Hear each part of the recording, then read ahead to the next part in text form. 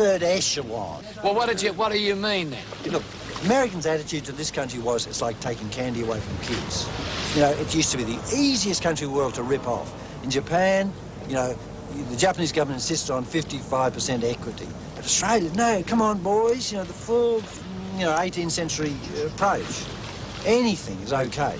And, you know, the Whitlam because thing obedient dumbbells were running things. That's yeah, right. But the Americans laughed at us. Under Whitlam, they had to send a decent ambassador to this country because suddenly this country had a government that was It entered the world's consciousness when Whitlam came to power. For the first time. Sure. Australia at the moment is a country that's not that old, not that big. We should be a bigger country, but fortunately we haven't been forced into it. I mean, physically in numbers, we should be a bigger country. And that way, you'll get a bigger mind. The more people you get, the more broad the scope will be of the approach of the people in the country. But this is a pretty good joint. I like Australia.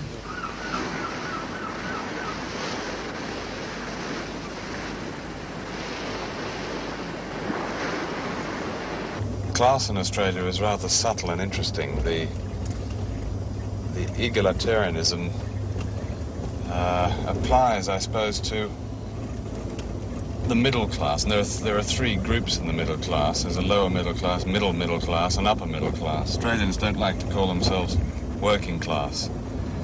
That has a rather unfortunate overtones, and it's a very POM way of describing people who work. Most Australians imagine themselves to be middle class.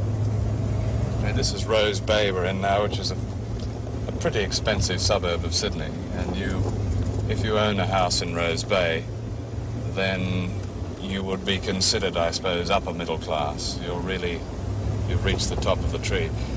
But respectability is bought in Australia, and respectability is the ticket into the upper middle class. I don't know. Look at that, 56 and 4. Only in Australia can respectability, your position in society, be won and lost on a gamble. This is Flemington Racecourse in Melbourne, Australia's Ascot. Billy Graham once described Melbourne as the most moral city on earth. He overlooked the fact that Melbourne probably has more rackets and the biggest mafia this side of Chicago.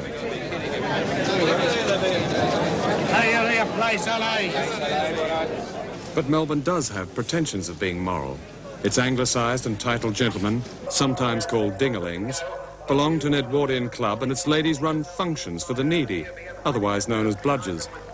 Incidentally, the difference between British and Australian dingalings is that in Australia a person of title and wealth is considered an important man, but never a better man.